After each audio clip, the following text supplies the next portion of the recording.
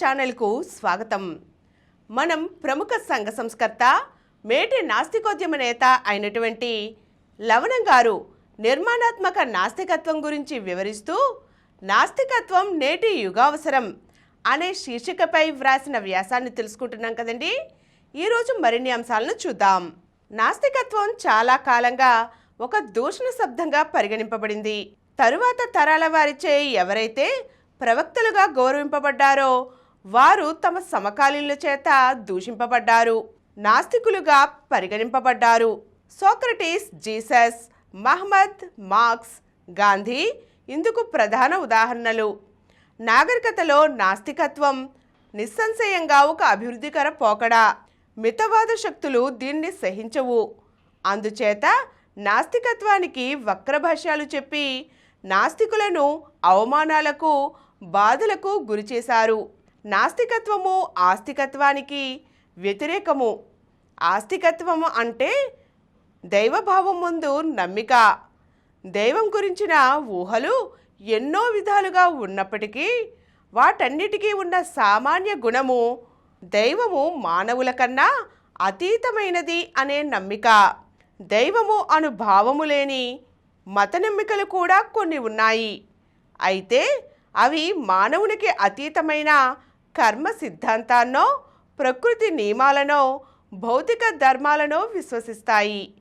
ఈ విధంగా దేవునితో కానీ, కర్మతో కానీ, ప్రకృతి నియమాలతో కానీ వేటితో పోల్చినా మానవుని అల్పునిగా భావించుచుంటారు.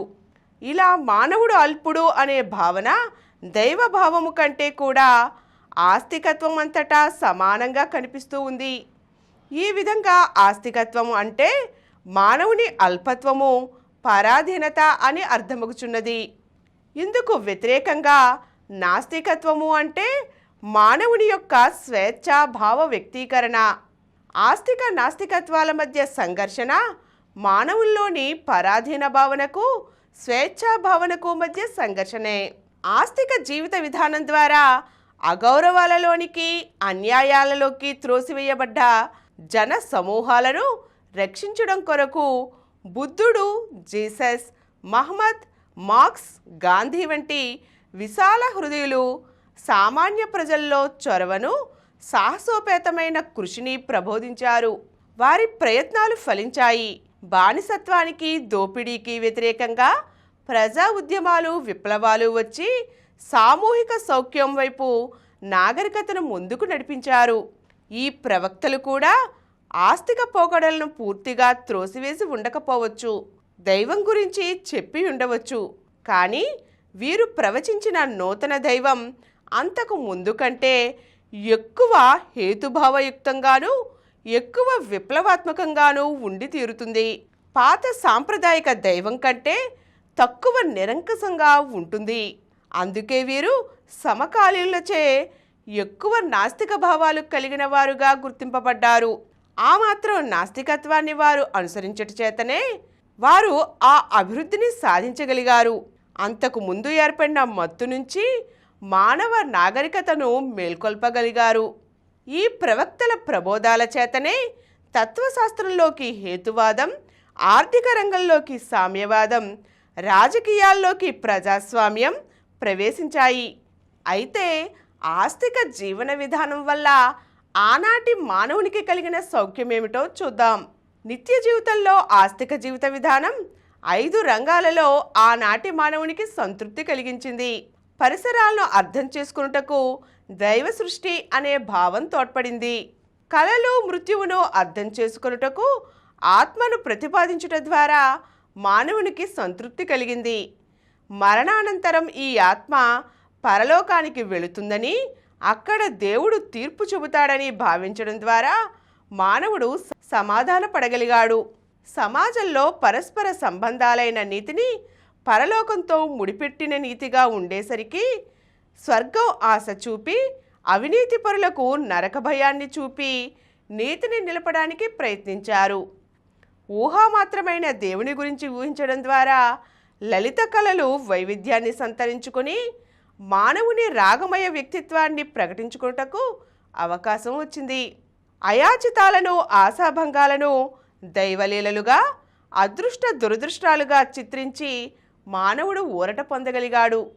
ఈ విధంగా ఈ 5 రంగాలలో దైవభావం ఆదిమ మానవునికి చక్కగా ఉపయోగపడింది. అందుకే మతం ఆదిమ మానవుని సాంఘిక వ్యవస్థగా మనం అర్థం చేసుకోవచ్చు. అయితే మానవుడు నిరంతరం మార్పు చెందుతూ అభివృద్ధి చెందుతూ వచ్చాడు.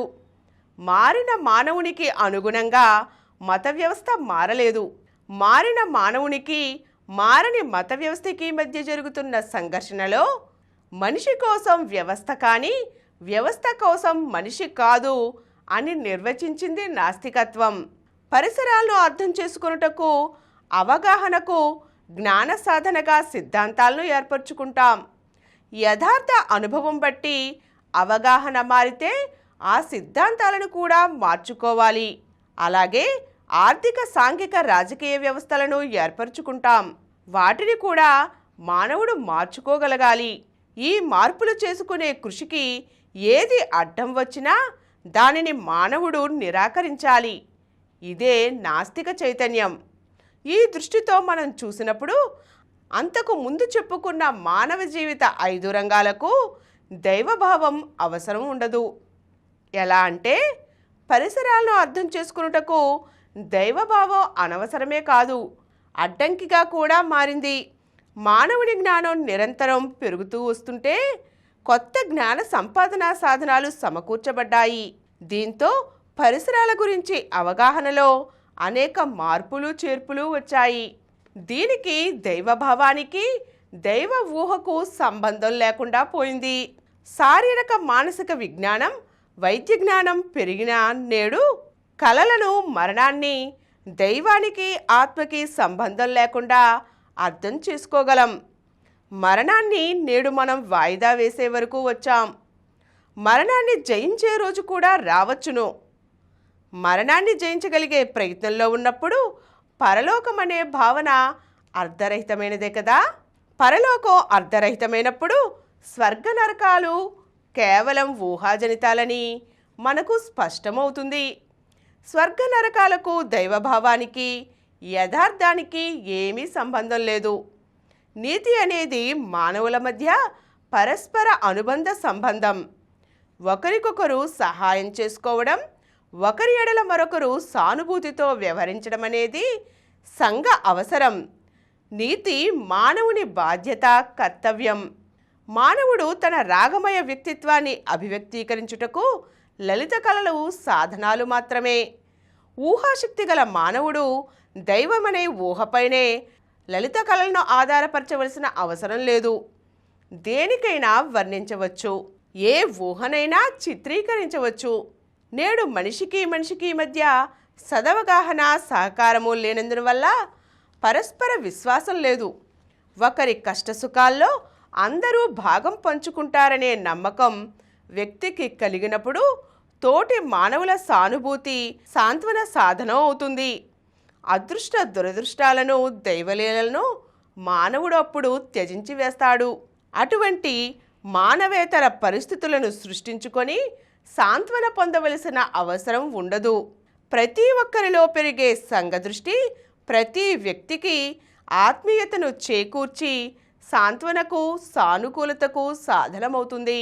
ఈ విధంగా జీవితంలోని ముఖ్యమైన 5 రంగాలలోనూ మతం దైవభావం అవసరం లేదు. ఈ విషయాన్ని నాస్తికులు తమ నిత్య జీవిత ఆచరణలో నిరూపించారు. ఇంకా ఎక్కువగా నిరూపించినప్పుడు మత వ్యవస్థ, మత విలువలు గతకాలపు చరిత్రగా వెనుకబడిపోయి మతానంతర సమాజపు నూతన విలువలుగా పాజిటివ్ ఎథిజం నిలదొక్కుంది.